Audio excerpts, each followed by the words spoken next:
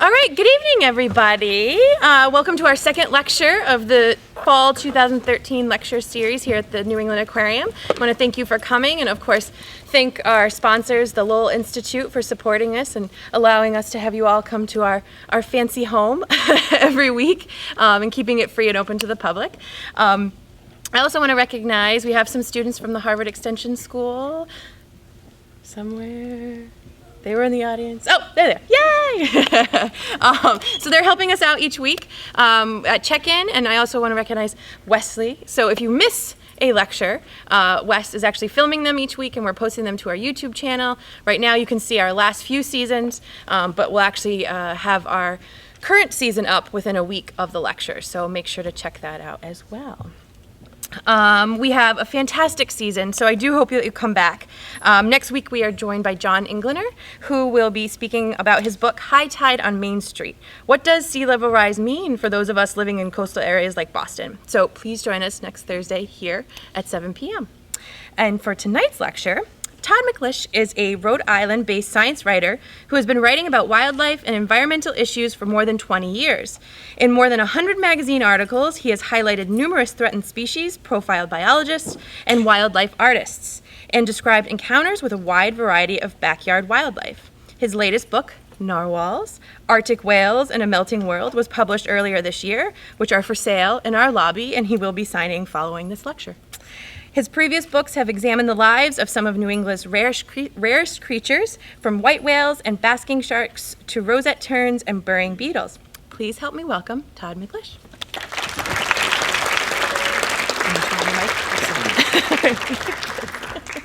Hi. How's everybody doing out there? Excellent. Me too. Thanks so much for coming out today. And I'm pretty impressed with this facility. I've never spoken in a place with a screen that big. I got to say, my slides look pretty good, so I'm pretty pleased to be here. I'm gonna dive right in here, and well, you know, the first question that everybody always asks when I come out and talk about narwhals, and certainly when I was just beginning to work on this book, was, of course, what's a narwhal? Or for those people who have heard about narwhals, their comment always seems to be, I thought they were fake. And we got a lot of heads nodding out there. Yes, everybody seemed to think that, well, an animal that has a long spiral tusk must be related to that other thing with a long spiral horn. And since that one's fake, then this one must be fake too. Wrong.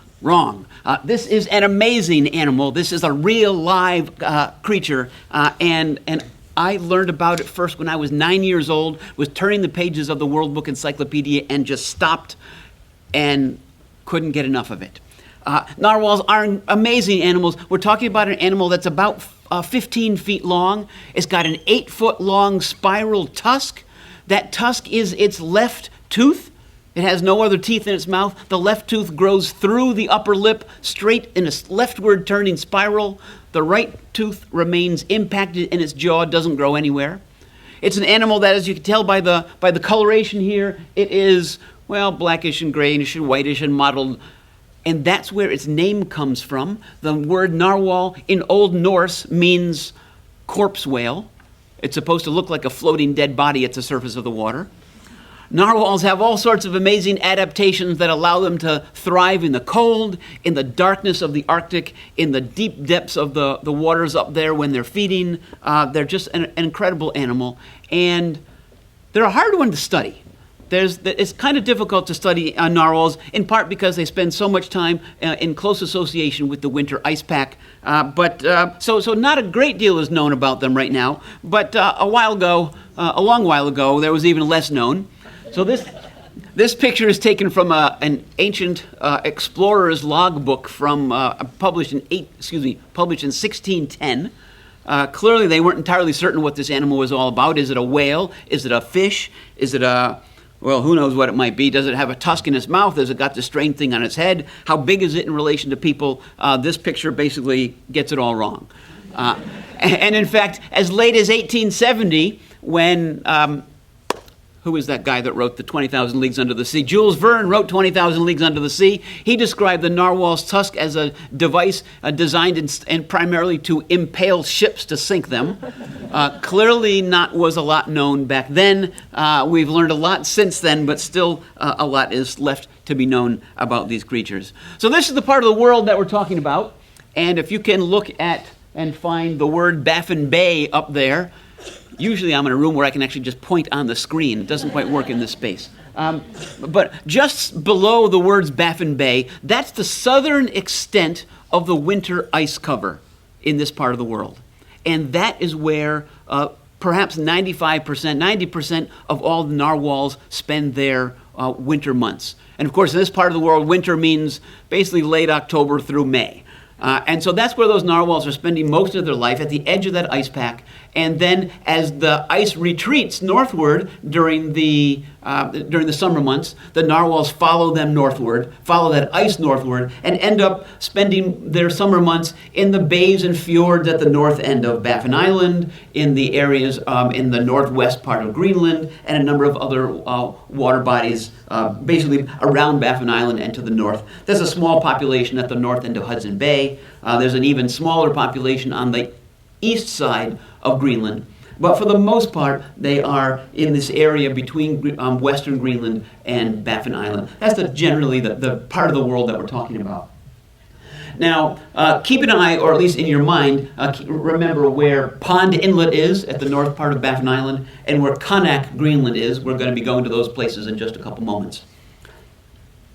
Now here's that picture of the corpse whale, of the floating dead bodies, and essentially this is their winter habitat. This is where they spend those 8 or 9 or almost 10 months of the year, right in the midst of this ice pack. If you were to fly over the area where narwhals are wintering, it is 97% covered in ice. Just 3% of that ice has little cracks in it to allow open water for the narwhals to surface and breathe. Remember, they're a whale, they're a mammal. They need to take a breath every once in a while. And it's kind of strange because they could swim 30 miles south where the water would be totally open and they wouldn't have any concerns about those little ice openings closing up on them. But they prefer this, I guess, somewhat secure area to them, where it's mostly covered in ice and they can just find these openings. And it's here that they are spending all their time feeding.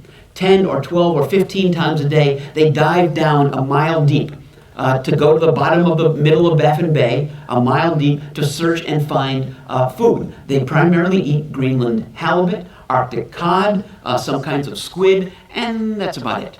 And so it's a 30-minute round trip. They swim from the surface straight down a mile deep. They find some food at the bottom. They swim back up again. They find an opening in the water and take a breath. They do that 30-minute round trip 10 or 12 or 15 times a day all winter long. They don't feed at all, for the most part, in the summertime. So my first trip north, and I guess that's for me, has been the fun part of all of the books and the other things that I've been writing about, is I get to have these pretty amazing adventures. And my very first trip north was to Pond Inlet, that village at the north part of Baffin Island. And if you haven't been a few hundred miles north of the Arctic Circle, which I suspect many of you have not, it's a totally different world. It's not a place that you really can get your hands around very easily. Everything is farther away than you imagine. Everything is much larger than you imagine. You're more likely to be in a village where you're going to have more polar bear skins on your clothesline than clothes. You're going to be in a place. In fact, when we flew in for the very first time to Pond Inlet, I was looking down from the plane and I saw hundreds of little white boats scattered all over the place. And I couldn't imagine why, we were hundreds of miles from civilization. Why would there be hundreds of little white boats? Of course, when we got closer, they weren't boats. They were monstrous icebergs. This one up here in this picture, that's about the size of a city block. You can fit 6 school buses in the little tunnel of that iceberg. The guide that we hired, the local Inuit gentleman that we hired to guide us around and help us find narwhals on our very first trip, he wanted to take us in his little boat through the little tunnel of the iceberg. We chickened out. Thankfully, because halfway through our 10-day trip, the entire thing collapsed. Stay away from icebergs. quite pretty and amazing things to see, but they're a little bit dangerous. We were about 400 miles from the nearest tree, way above the tree line, but lots of wonderful Arctic flowers of one sort or another all across the tundra. And those tents, that's where we stayed for 10 days in the middle of July. This was 2008. And it didn't start out very good. We flew into Pond Inlet. We take a 4-hour boat ride with our guide to Kaluktu Bay. That's where this little picture is taken from, where the tents were. And as we were arriving and setting up our tents, it started to pour. And it was warm by the standards of this area. It was about 40 degrees. That's 45 or so is about as warm as it gets in this part of the world. And a cold rain for 2.5 days.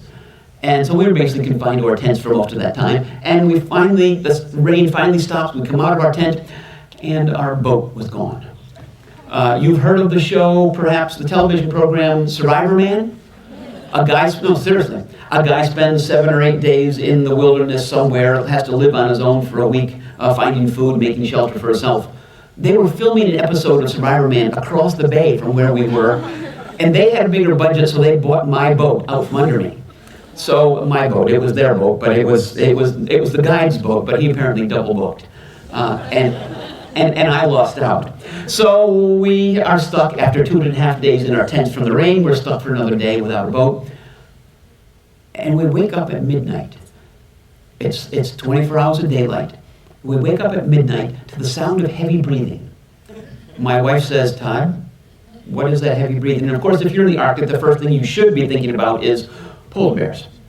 So I sent my wife out to see what it was. I really did, sadly to say. She heard it first, so she should go find out. And it was not polar bears. It was instead our very first sightings of narwhals.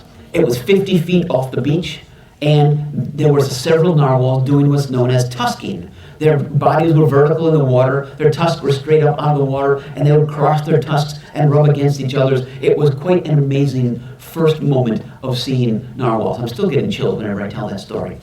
And this picture isn't really us, but that's what we were doing. We were in our underwear in 35-degree temperatures with no shoes on. We didn't want to take the 2 minutes it would have taken to go back in the tents to get our warm clothes because we didn't want to miss anything. It was that amazing of a moment.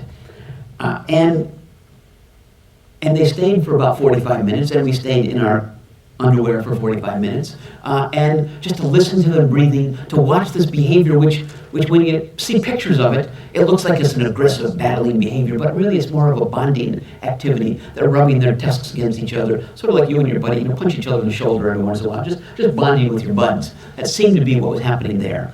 It was quite an amazing first introduction to narwhals for us.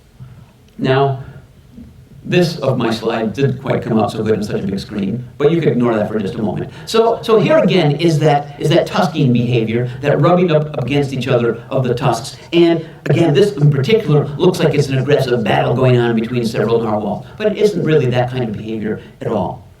And the second question that always comes up whenever I talk about narwhals, or in some audiences, the first thing that always comes up is, what is the deal with that tusk? What is it? Why do they have it? What do they use it for?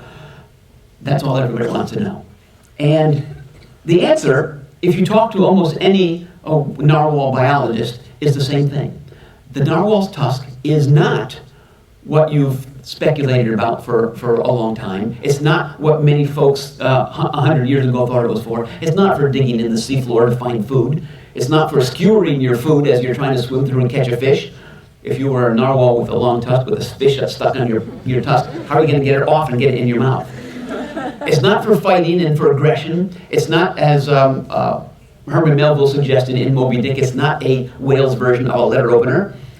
It is, what all the biologists agree, what they call a secondary sexual characteristic, which basically means it's the same thing as the deer's antlers and the peacock's tail and the lion's mane. It's a male adornment that is used to maintain social order, to attract the ladies, to demonstrate that you're king of the hill. You know, size does matter in this particular instance.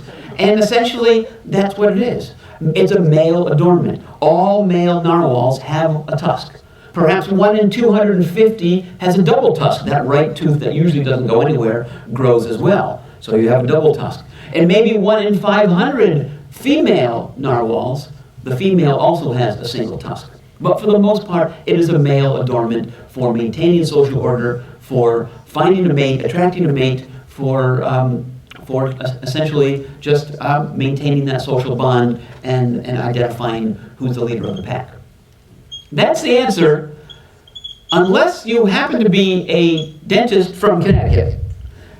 Because there is a dentist from Connecticut. His name is Martin Nuia, and he has a family dental practice in Northwest Connecticut, and he also studies some of the most unusual teeth in nature, primarily the narwhal's tusk. And he's done some amazing studies about this tusk, really studying the physics and the structure of this thing. He's found that the narwhal's tusk is an incredibly strong tooth, much stronger than human teeth. But he finds it's also an inside-out tooth, is what he calls it. It's a tooth where the inner portion of the tusk is actually stronger or harder than the outer portion of the tusk. It's also very flexible. So if you have an 8-foot-tall tusk standing here in front of you, it will actually flex about a foot in all directions. So quite a flexible thing as well. And he found, after putting pieces of narwhal tusk under a scanning electron microscope, a super high-powered microscope, he found hundreds, perhaps thousands of what he called microtubules. Little tiny pinprick holes, much smaller than a pinprick hole, little tiny holes that extend from the middle inner portion of the tusk. It's essentially a hollow tooth where the nerve endings go down this hole in the middle. So these holes, these pinpricks, these tubules extend from the middle of the tusk all the way to the outside of the tooth. So that, well, theoretically, water could be moving in and out, or air could be moving in and out of this tooth. No other teeth have such a thing. All of us have microtubules in our teeth that extend from the middle portion of our teeth a little bit towards the outer direction. But no other mammalian teeth, as far as anyone knows, do these tubules go all the way through the tooth to the outside. And based on this observation and this observation alone, the dentist claims that this tusk must also be a sensory organ. All of the biologists disagree vehemently. They've never talked to him. He's never talked to them. It's not even as if there's been a debate and discussion. It's the biologists say it's this. The dentists say, yeah, it's that, but it's also this. And I spent a lot of time with both of them, with all the biologists, with the dentist, weeks with the dentist. He's very convincing. He's quite convinced himself. He's yet to provide the proof in any way. He hasn't shown any results, any data to the biologists, but he is absolutely convinced that because this air and water is able to move in and out of these tubules, it must be a sensory organ. The biologists say, no, it can't be that, because if it was a sensory organ, if it was something that was important for the survival of these creatures, then it must also be something that the females would have. The females would need to survive as well. And so therefore, that's part of the main argument for it not being a sensory organ. So the debate rages, or not, but the disagreement continues, and we don't have a conclusion at the moment, but that's the tusk story as it stands right now. Now the third question that always comes up about the narwhal is, what is that connection to the unicorn? There must be a connection to the unicorn. And strangely enough, there actually is. Now, the unicorn myth has been around for more than 1,000 years, and for most of that time, it was believed that unicorns were indeed real. And it was believed that if you drank from a cup made from a unicorn horn, you would be healed of all your illnesses. So all the rich people needed to acquire a unicorn horn. All the royalty wanted unicorn horns. And finally, in about the late 1500s or early 1600s, Europeans began to explore the Arctic. And they came back, either by finding narwhal tusks or trading with the Inuits. They came back to Europe with narwhal tusks, and they sold them as unicorn horns. And everybody needed to acquire one. Royalty acquired them. They said that one tusk was worth the value of an entire castle. The Danish coronation throne is made almost entirely of narwhal tusks. The throne was made in the early 1600s. All the vertical pieces in that chair are narwhal tusks. It was built when those tusks were believed to be unicorn horns. The Catholic Church even got got narwhal tusks, ground them up into powder, and put the powder in the sacramental wine to help to heal their parishioners.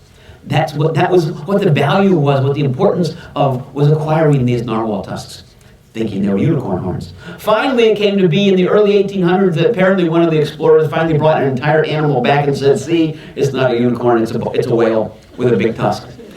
And that convinced everyone that unicorns must exist.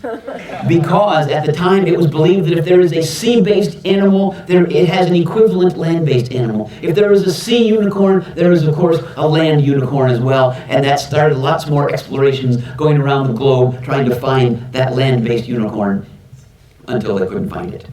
So clearly there is that connection to the unicorn. But happily, there isn't anyone that still believes narwhal tusks have medicinal properties. They're not going and killing narwhals in order to be able to drink from narwhal tusk cups. That value of the unicorn horn didn't transfer to the narwhal tusk. All right, so my second big trip north was to this wonderful village called Kanak, Greenland, the northernmost municipality on Earth. It is a village of about 600 people. It is an entirely, it's a subsistence hunting community. This is a place that is frozen in for 10 months of the year. It's 35 to 40 below on a typical day for much of the winter months. It's a place where you can't, of course, grow crops. You can't raise farm animals. You live by what you can catch and what you can kill.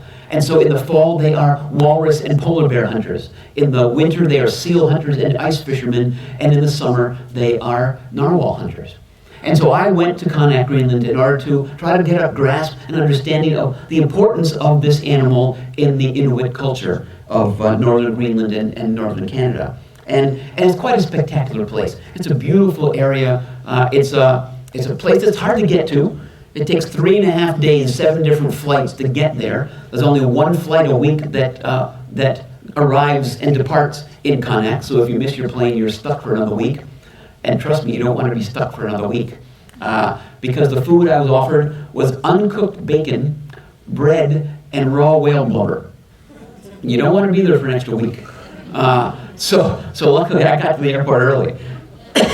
So I was there to meet this guy. This is Mads Ole Christensen. He is the leader of the hunting community in Kanak, Greenland. And he's here in his homemade kayak, and his homemade paddle, and his homemade harpoon. And you can see over his right shoulder a little blob sticking over his shoulder. That's actually the buoy that he uses to attach to his harpoon to keep the animal at the surface. That's actually an inflated seal bladder.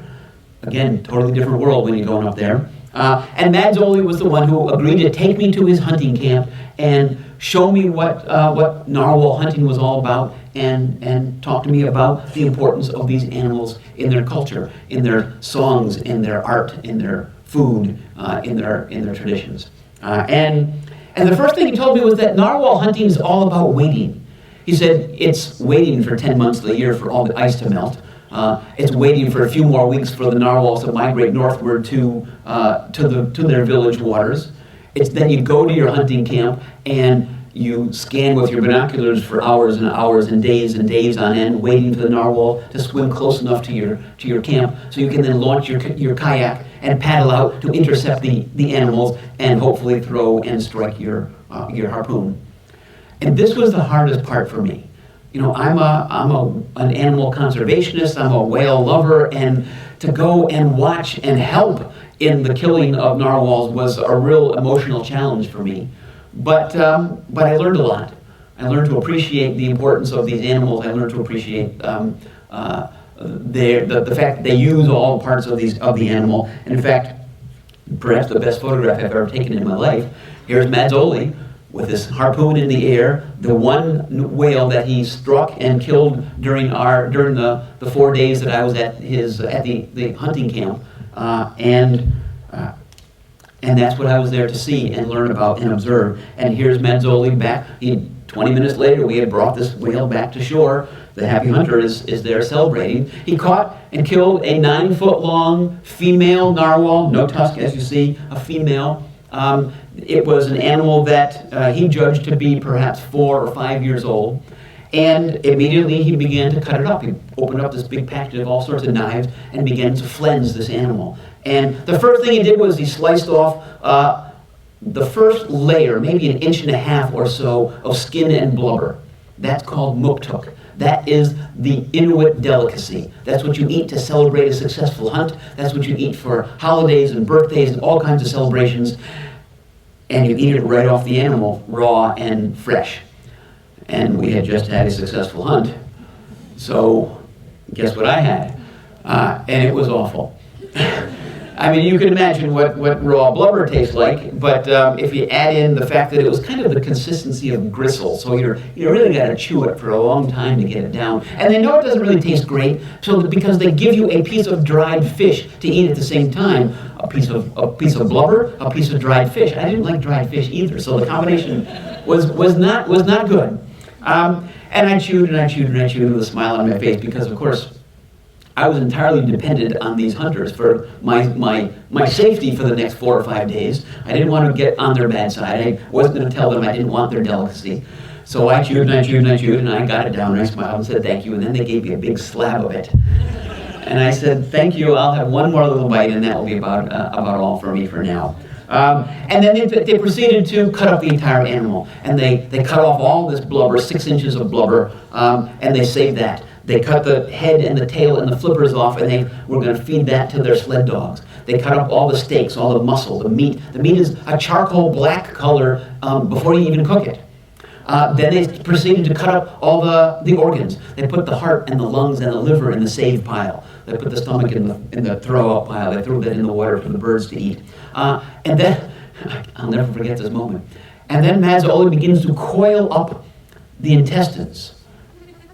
And I said, Mazzoli, what are you going to do with the intestines? And in his very broken English, he says, I don't know, but it's on my wife's wish list.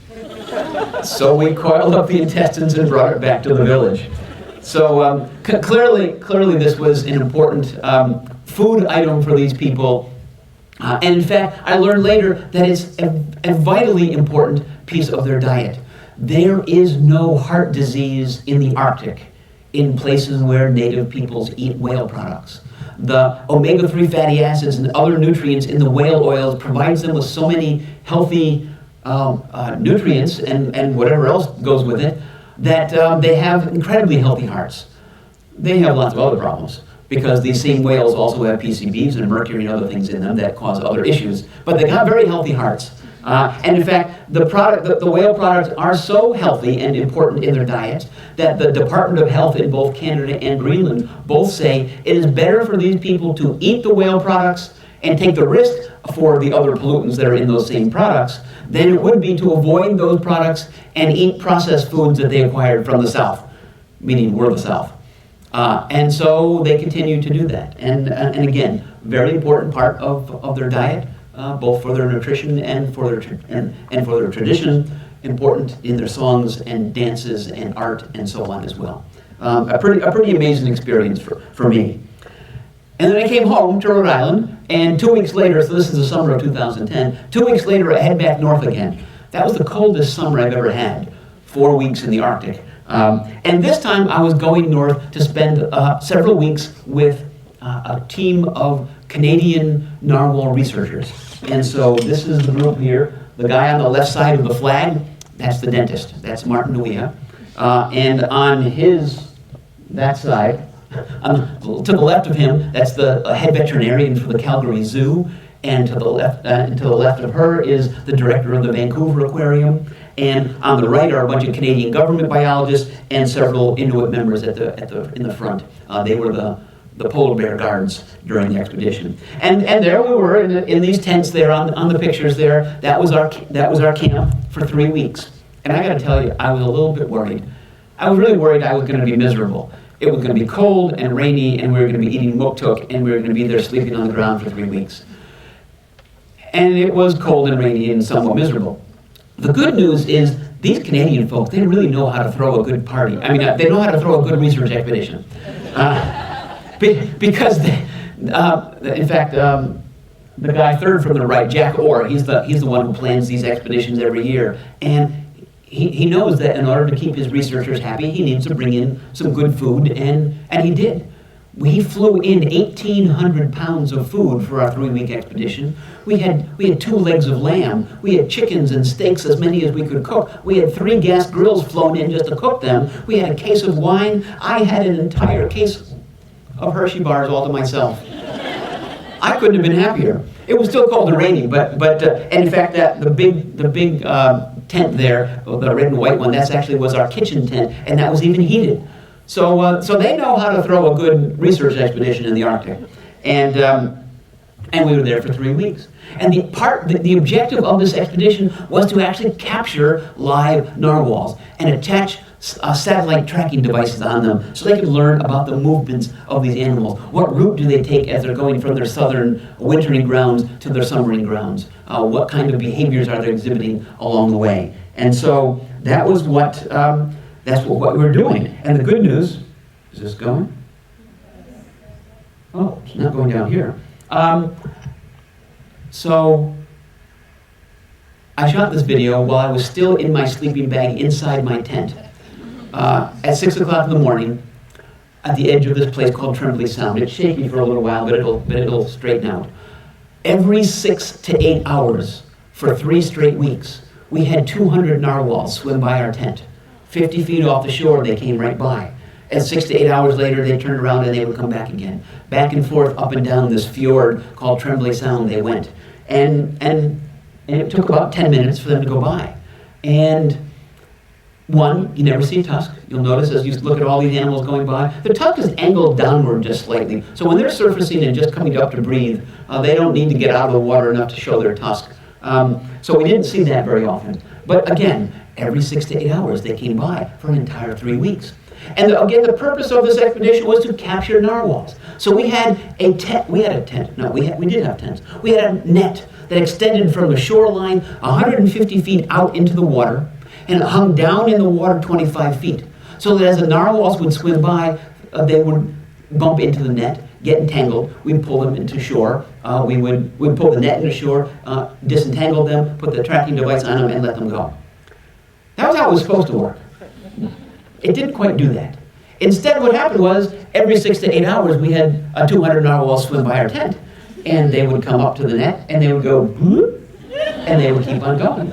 And 6 to 8 hours later, they would turn around, and they would come up to the net, and go, bloop, and then keep on going. Every day for 2.5 weeks, that happened. And every time the narwhals would arrive, we would be putting on our dry suits, our hip boots, our hip waders, all sorts of gear, getting ready to jump in the water as soon as they struck the net. And every single time we were frustrated, and it never happened. And then 2.5 weeks later, I had to go home. The expedition continued for another half a week, but the Inuit guys, they took me back to Pond Inlet. I got on our plane, I flew home. While they were there, they picked up a new net. They brought it back to the camp. Within 30 minutes after setting up the new net, they caught their very first narwhal. And in the last 3.5 days of the expedition, they caught a total of 6 narwhals. And so, well, it was a successful expedition for them. For me, it was, I guess I was the bad luck charm. But nonetheless, it was indeed a success. And we can see here, at one point even, they caught 2 narwhals in one net at one moment in time. They continued. It was about a 30-minute process, they said, as they described it to me later, where they took blood samples and took measurements, and the dentist administered various tests to the tusk to see if the animal would respond to various stimuli, highly saline water, low saline water, trying to see if it's going to shake its head or if its heart rate is going to change. That would suggest it might be a sensory organ of some sort. And they put on this satellite tracking device, and that was really the purpose of this all. And you can see the antenna on the device. When the animal surfaces to breathe, the antenna sticks above the waterline into the air, communicates with the satellite, the satellite sends information back to, a website that the biologist could access. And essentially it was a GPS device, allowing the biologist to know from minute to minute where these narwhals were located so they could easily track their movements. The device also collected some oceanographic information about the diving behavior, how deep did they dive, what was the temperature of the water, and so on. But mostly they were looking to figure out what direction, what route they take, because they wanted to know, in part, how many hunting villages do these narwhals travel by as they're migrating. That might affect the hunting quotas and the hunting rules that the hunters of the hunting villages have to follow in order to maintain a healthy population of these guys. So the biggest challenge that narwhals are facing has entirely to do with climate change. It has to do with the fact that the Arctic is warming quickly, more quickly than the climate is changing down here. And we don't really know a great deal about what that's going to mean. But there's great concern, largely because narwhals are not very adaptable. They are, a number of biologists did a study of all of the Arctic marine mammals, 3 kinds of whales, 4 kinds of seals, polar bears, walruses, and they determined that the narwhal was the Arctic marine mammal most vulnerable to climate change, primarily because they're not adaptable. They don't change very easily. They feed on only 3 or 4 items of fish, and if those fish move someplace else, their population crashes because of changing conditions or one reason or another. They're going to have a hard time, those narwhals, of adapting and changing. They live in a very narrow, ice-dependent habitat for much of their lives. And so concern is that these guys are going to be the animals that are going to suffer greatest from climate change of these Arctic marine mammal species. The other thing that happens when we have a warming Arctic, of course, is we have a lot of ice that disappears. And that has lots of implications for narwhals as well. The primary predator on narwhals is killer whales. But the killer whales don't like to spend a great deal of time in the icy waters because they have that big tall dorsal fin and that gets injured in the icy conditions. And so when the ice is around and the narwhals are hidden in the icy conditions, they're pretty much protected from killer whales. But if we have less ice in the area for a longer period of time, that means a longer part of the year, the killer whales will have access to the narwhals.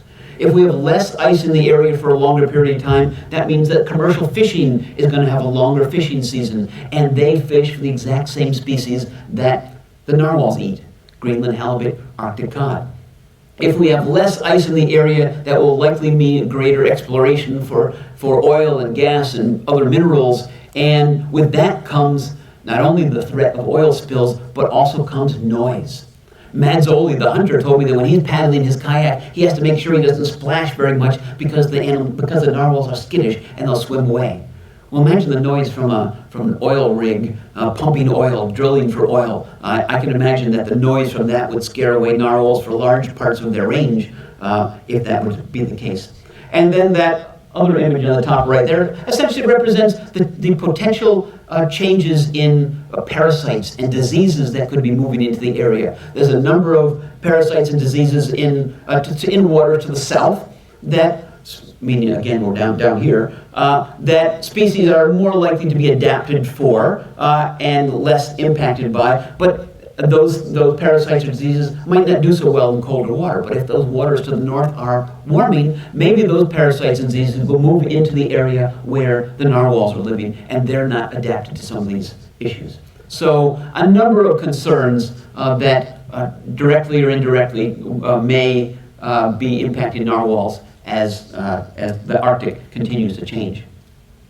Just a quick mention of some of the other wonderful species we came in contact with while we were up in the Arctic studying narwhals. The bottom right is the beluga whale, the white whale. That's the closest relative to the narwhal. They apparently diverged from a common ancestor about 500,000 years ago. They're about the same size, about 15 feet long. Beluga whales, though, are much more adaptable to changes in their environment. You know, they live in southern Alaska, they live in the St. Lawrence Seaway, they're all the way across Alaska, Canada, Greenland, north of Russia as well. They eat a lot of different foods, and so they seem to be an animal that's much more likely to be able to adapt to changing conditions than narwhals are. We hear a lot about polar bears in the news. That's another one that there's quite concern about regarding climate change. They hunt primarily from from the ice. And if the ice is disappearing, that's a big challenge for them. They are feeding primarily on ringed seals. That's what we see in the top right there. Ringed seals were quite abundant in the areas where we were. That is, we saw them almost everywhere we turned. They are abundant species. My understanding is there's about 2 million of them. At least that's the population estimate up in the Arctic. And while they are indeed an ice ice seal, as they're called, one of those seals that is indeed dependent on the ice. They give birth on the ice. But because of their numbers, I understand there's a little bit less concern about their future, at least in the near term. And then there's that bowhead whale up there, the largest whale in the Arctic, equivalent in size about to right whales or humpback whales in our area, perhaps 45 or 50 feet long, 40 or 45 tons in size. They have that big white chin patch that makes them somewhat distinctive, and they live really long. Bowhead whales are the longest lived mammal on Earth. They've been known to live for more than 200 years. In fact, in 2010, there was a bowhead whale that was killed by some Inuits in Alaska, and when they cut it up, they found embedded in its skin a harpoon tip that was made and used in the 1860s. So this was a whale that was probably a mature whale in 1860 that was hunted, survived the hunt, lived another 150 years, and then was hunted again and finally killed. Who knows how long he would have lived? So clearly a very long-lived animal. Narwhals, too, are long-lived animals. They can live 100 to 120 years is what the estimation is. Not sure exactly what it is about Arctic living that makes for long-lived marine mammals, but that seems to be the case. Whoops. And we'll leave you with this one last slide. And I really like this one because it really gives you a shot of the entire animal. You can see that the tusk is about half the length of the entire animal size. You can see the tail on the left of the picture. You can see it sort of has almost a little heart-shaped look to it. It's kind of cute. You can see a little bit of variation in the coloration of these animals. The lighter colored narwhals tend to be the older animals. The darker ones, like the one that you saw in the earlier picture where Mazzoli had killed that one and brought it to shore, he was much darker than these are. That was clearly a young animal, so the coloration does indeed change over time. And I'll leave you with just a couple last thoughts. One is, I love these guys. These are just amazing animals. And one of the things that I got so excited about with these animals is the adaptations that they have developed to thrive in these conditions. You know, they got more than 6 inches of blubber all around them to be able to think that, icy water, icy conditions year-round are just perfect. They are able to deal with darkness. Clearly, the Arctic is dark for much of the year.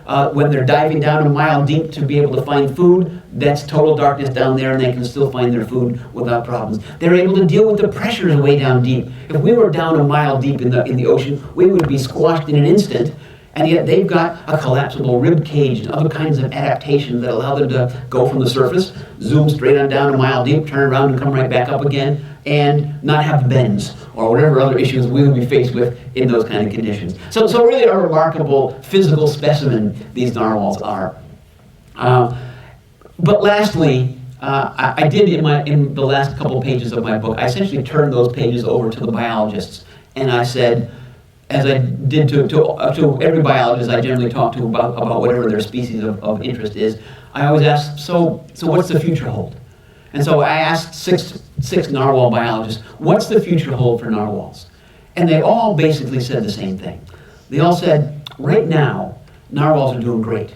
In that small area of the map that we looked at earlier, there are about 80,000 narwhals living in that general vicinity. That's a pretty good population. They seem to be somewhat stable, although it's really hard to count them, and so trying to figure out if there's a trend up or down is really difficult. But 80,000 is a pretty good number, and the biologists say that they're comfortable and confident that that's the right number, and that and the narwhals are doing well. They've got food access, but every single one of them said, but I'm not sure about 50 years from now or 100 years from now. They're certainly concerned about what this changing environment is going to do to these narwhals and to the future populations of them. And so they said, we're keeping an eye on them. We're going to do what is necessary to monitor these populations and take whatever steps may be necessary to try to ensure that they don't take a big decline as these changing conditions warrant.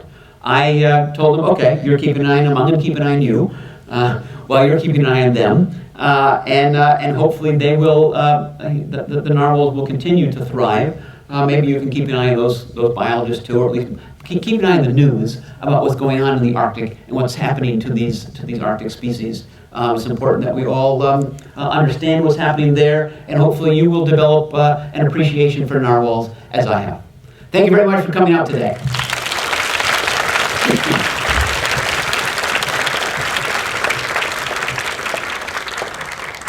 I'd be happy to answer some questions if you have any.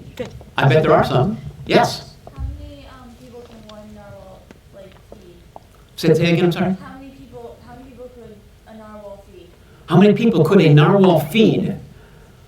That's a really good question. I'm not sure. I guess it depends on if they like blubber or not. So if you're taking an animal that's maybe a male, 15-foot long male would be about 3,500 pounds. I think we could all do pretty good on feeding on 3,500 pounds for quite a while. I guess I'm not entirely certain. Well, they've never really sort of tried to calculate that out. It is an animal certainly that in the Inuit culture is shared. So when the hunters bring it home, they don't all stack it in their freezer or, in this case, in their backyard. They share it with the entire community.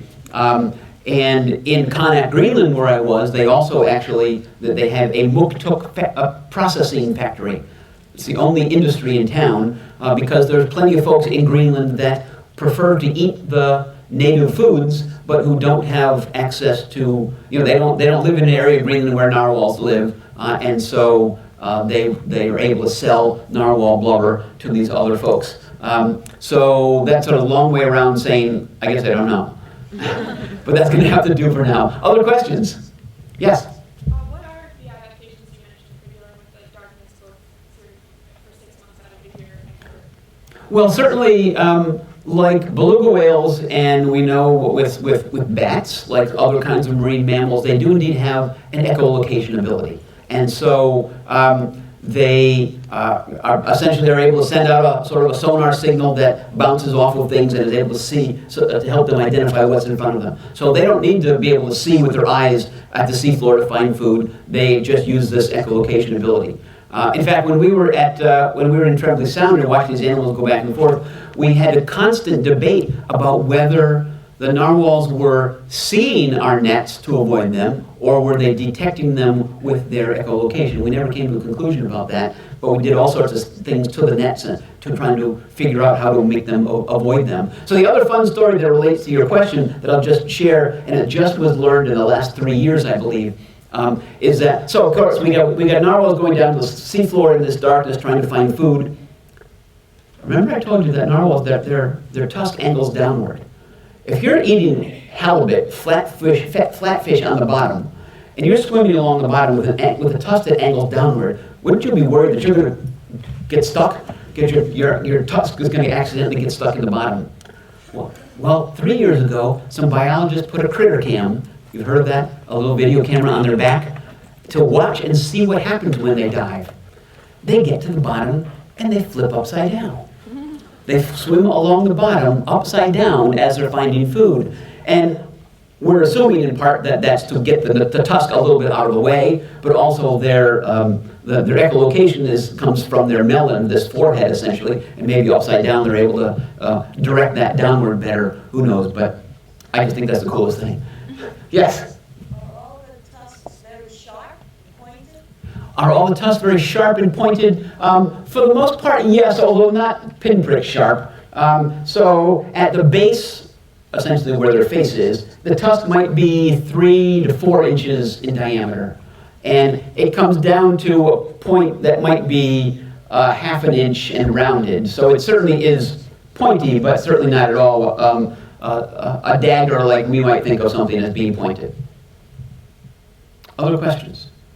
They're all coming from over here. Yes? Do you happen to know the average lifespan of those Inuit hunters? A lifespan of the hunters? I guess I don't. The narwhals are 100 or 120 years. I guess I don't know. when I was there in the villages I spent time in, there were lots of young folks. There were lots of toddlers running around at 3 o'clock in the morning in 24 hours of daylight. There weren't a lot of older people, perhaps older than 60 or so, I guess, was the majority of the folks were I would guess, under 60. But I don't know if the elders were just still in their homes or just not coming out as much. I guess I'm not sure really how to answer that. Sir? So is it just one population of narwhals, or are there a few different populations that migrate? So there are, I guess we could sort of call it 3.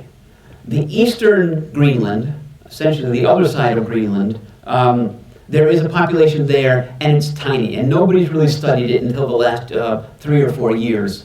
There's another guy named Mads, another guy named Mads, who's a Danish narwhal biologist, and he's just beginning to study the East Greenland population. He's guessing it's probably 3,000 or 4,000 narwhals, so not a large number, and they do not interact with the narwhals on the other side of Greenland. They've been separated for about 10,000 years. They're believed to be genetically distinct somewhat. So there's the East Greenland population, and we don't know how far east they go from there. Do they continue north of Norway? Do they continue north of Russia in that direction? Nobody really knows. There's big question marks in all the field guides and maps. We know that there's perhaps 3,000 or 4,000 right along the East Greenland coast. And then we have this big monstrous population between West Greenland and Baffin Island. And there is a small number in northern Hudson Bay, and they do not seem to migrate to that wintering area between Greenland and Baffin Bay that I pointed out earlier. So that they seem to stay somewhat separate and not do too much interaction. There isn't any genetic difference between those animals, so maybe they're not officially considered a separate population, but they do tend to stay in that northern Hudson Bay area year-round. That's as much as we know at the moment. Sir? What made the second net more effective?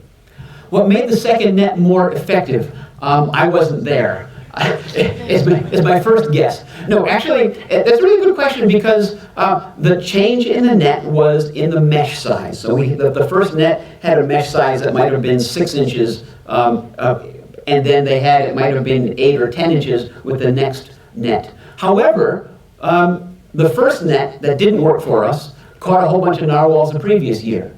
So we were kind of baffled. They kept using the same net because it worked that worked the previous year. Why wouldn't it work this year?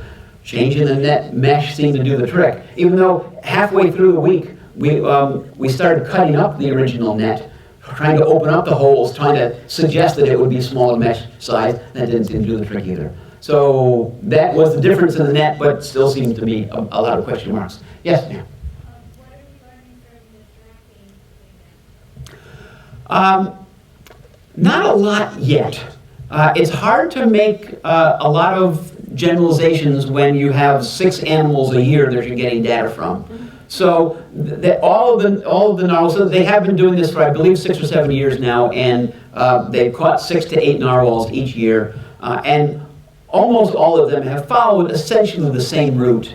But of course, they're also all being caught in the same area, and you would think that they would be following a similar route. Interestingly, the 2 animals that were caught at the same time during the season when I was there, and we had that picture, they continued to stay together, right side by side, basically for the entire migratory route. And so perhaps they were part of a social group together. But hard to make generalizations at this point based on the few bits of data that they've collected. They're continuing I think they've got another 10 years that they're trying to continue this kind of studies to try to get a little bit more information and to make some generalizations. Yes? Are there any physiological repercussions for a narwhal if it uses tusk? I bet it hurts. But if you didn't hear, so he's asking about what are the physiological repercussions to a broken tusk. Certainly it happens pretty regularly. Of the 6 narwhals that were captured during the season that I was there, one of them did indeed have, in fact, of the 2 that we saw in the picture, 2 together, one of them had a tusk that was clearly broken off. It was only 3 feet long and had been broken. So clearly that is a regular thing that happens. The tusk does not regrow, it doesn't regenerate. It's just like when we would have a broken tooth, it stays as a broken tooth. I assume because all of a sudden their nerve endings are exposed to the outside that it's painful, but you don't hear screaming narwhals around, I suppose. But I also would assume that because size is important in your social group, in this particular case, that narwhal probably is no longer the king of the hill in that instance. But physiological changes, I don't believe there is anything of significance. Yes. Now, so do the biologists only track the narwhals like while they're migrating, or like what do they do like during the rest of the year to study them? The tracking devices, I think they only have about a 6-month lifespan. Essentially what happens is the battery only has so much life to it. So they basically are getting about 6 months of information, trapping them in August, following their migration route, and the early part of their wintering season. And ultimately, the battery dies, or the pins that are holding it onto the back of the animal slide out, and the thing that falls to the ground falls to the seafloor. So they generally have been getting 4 to 6 months of data, and that's essentially as much as they're expecting. It would be interesting to get year-round data to be able to follow them for an entire year, but they haven't been able to do that just yet. Yes? How do they detect scent? How do they? How do they detect scent? How do they detect scents? I don't think anybody knows much about that. As I said, narwhals are really tough to study. We can study them for 2 months during the open water season in the summertime. I don't believe anybody's actually done any effort to try to make that kind of an assessment. There are definitely folks who are trying to study their acoustics, their vocalizations, their communication, sounds they make, and so on. But I don't believe anyone has ever tried to figure out their sense of smell or any other kinds of sensory systems at this point. Of course, we have the dentist trying to figure out the sensory system of the tusk, but we'll leave that for now. Yes? What is their gestational period and how long does it take to fully mature? Another good question that's somewhat challenging to figure. Remember, they're in this ice pack for 8 or 9 months of the year. The belief is that they give birth in April or May. They're still at the edge of that ice pack at that point in time. No one quite knows when they are mating. The belief is it's probably an 11-month gestation period, but a lot of that is speculation. Yes? You said that one of their predators is an orca, is that right? That's correct. So I guess aside from orcas and humans, are there other predators? There are. So the primary predator is orcas, is killer whales. Clearly we have people that are killing them with their harpoons and other hunting systems. The other predators primarily are Greenland sharks, and it's not believed that Greenland sharks do kill very many of them, but when I was at the hunting camp in Greenland, when I arrived, there were 2 dead Greenland sharks on the beach, because the hunters had, in previous weeks, gone out, they had killed their narwhal, they were hauling it to shore, and Greenland sharks were attacking the narwhal. Not sure if that was, if they would be killing a live narwhal if they were just feeding on these dead ones, but it's believed that Greenland sharks do kill and eat some. The other predator is the polar bear. Polar bears have been known to stand on the edge of the ice, wait for the narwhals to surface, and I can't even imagine this. Essentially, they jump on their back and they dig their teeth into their blowhole and hold on. And in fact, one of the 6 narwhals that were captured during the season I was there did have big claw marks across his back, as if that had happened to him, but it dove and apparently the polar bear came off. So it is indeed known that polar bears do kill narwhals in that way occasionally. Again, no one knows how often and how many, but that's pretty amazing. Yes?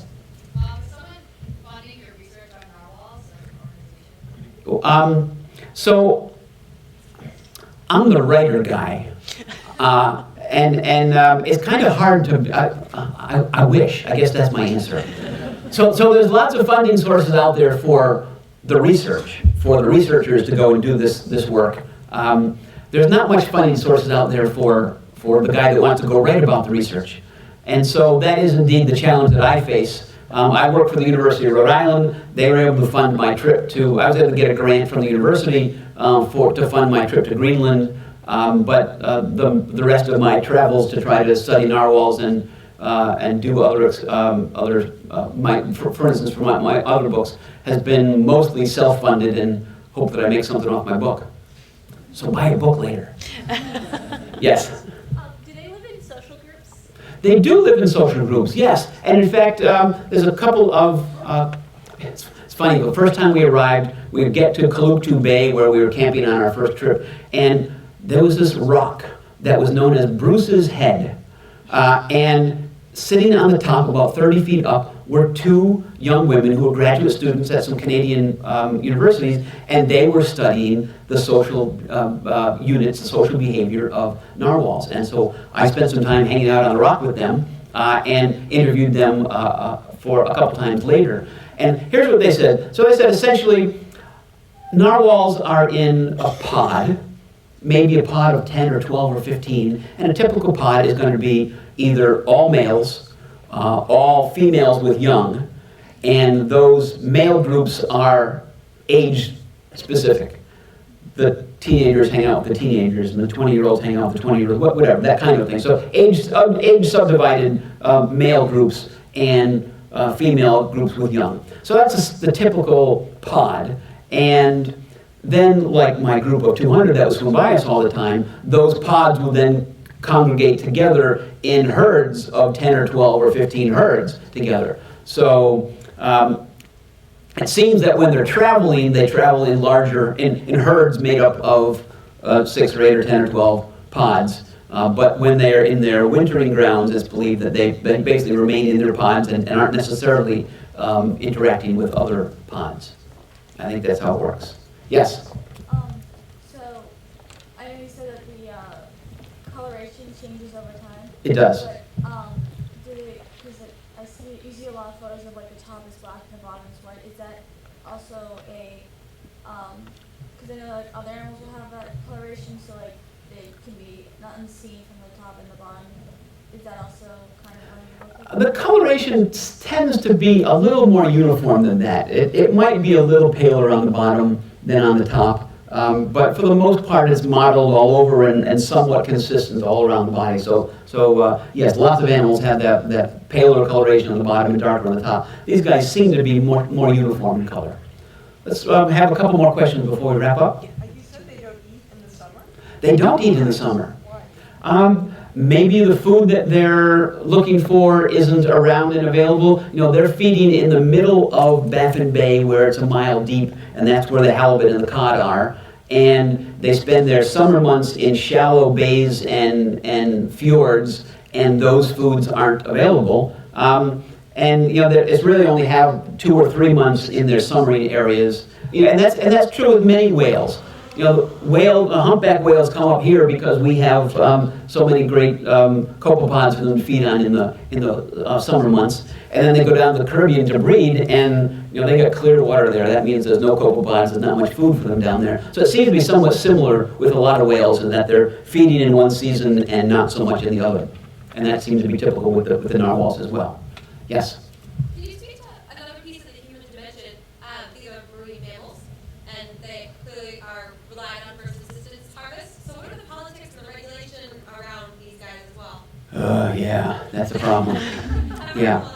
Yeah, no, it's a really good question, and I'll be honest, I've told you the good side of the hunting story so far. And there's a not so good side of the hunting story, and it really is Canada versus Greenland. So Greenland, the rule is you gotta hunt from your homemade kayak, thrown with a homemade harpoon to kill narwhals. And that's the rule in Kanak and the other 4 or 5 narwhal hunting communities in Greenland. And as a result, because you can't even tell if a narwhal has a tusk when you're low in your kayak, they are killing narwhals for food primarily. And if they happen to catch a male with a tusk, that's great, we can make some cash out of that. The Canadians, on the other hand, they gave up harpoons and kayaks in the 1950s and shoot rifles from power boats. And And there's a real challenge with that, a real issue that I write about in my book. When a narwhal dies, it pretty quickly sinks. And if you're throwing a harpoon with a buoy on it, well, you keep the animals at the surface and you're able to harvest it. When you're shooting it with a rifle, it sinks, and 9 out of 10 times you lose it. And so there are probably a lot of dead narwhals with bullets in them sitting at the bottom of the water in the Canadian waters, where that's not the case in Greenland. So there are quotas. There are, I believe, 26 narwhal hunting villages in Canada and Greenland, and I believe the total quota for all of those communities is less than 500. So when we have an 80,000 population and a quota of 500, you wouldn't think that hunting is really going to have an impact on the population numbers. However, if on the Canadian side, you're killing, for every 10 you kill, or for every 9 you kill, you're only getting 1 that actually counts towards your quota that you bring home. We don't really know how many are being killed, and so that's a big question. The big political debate going on. The Canadian government biologists are trying to convince the Inuit to adjust their quotas. The Canadian Inuit are primarily targeting big males with big tusks because they can sell that tusk for $1,000. And so I saw narwhals, dead narwhals on the beach. Admittedly only 2, but I saw 2 dead narwhals on the beach that had their tusks sliced off and a very little bit of muktuk taken. The rest of the animal was there rotting. So it's a challenging issue. The Canadian government has the province of Nunavut, which is essentially a relatively newly named province that is controlled by the native peoples. They really get the native people really get to determine their season for hunting, the tools they use to hunt, and so forth. And the Canadian government biologists who are trying to manage the population are struggling with trying to get them to be a little more appropriate. I guess we'll leave it at that. So it is indeed a political issue that's a bit of a handful, and more so in Canada than in Greenland. One more question? One more question, sir. What is the market for the tusks? You can't bring them into the U.S. Correct. You can't bring a narwhal tusk into the U.S. The Marine Mammal Protection Act prohibits that. You can't bring any narwhal, any marine mammal products into the U.S. But you can sell them in Canada. You can sell them to Europe. And so the Inuit typically are able to sell one 6 to 8 foot long tusk for about $1,000, which then when it gets to market in Europe might sell for $10,000. There was just last February a narwhal tusk smuggling ring that was captured, that was arrested coming in from New Brunswick into Maine. And they had even adapted some trailer to have a place where they could hide narwhal tusks inside it. So clearly there is a demand for it. I mean, I think it would be kind of cool to have a narwhal tusk over my mantle, but I'm not going to go ahead and do that. It's like people who have their deer antlers on the mantle. I can see that there might be people who would want to do that, but it is illegal to do that in the U.S. and but not elsewhere. When I was my very first trip to Pond Inlet, there was a little village co-op. Everything you needed to buy for village life was there, and behind the store manager's door, we saw 8 narwhal tusks. All of them had a label on them that proved that they were legally captured as part of the quota, and all of them were priced between $800 and $1,000. There were 2,000 this summer. Oh, is that right? Oh, you were there? Yes. Well, so I left for my expedition. I came back 8 days later. All 8 narwhal tusks behind that door were gone, because there was a small European cruise ship that came to the area and bought them all up. So clearly there's a demand for them, but can't bring them here. Ladies and gentlemen, thank you very much for having me here today. Have a great night.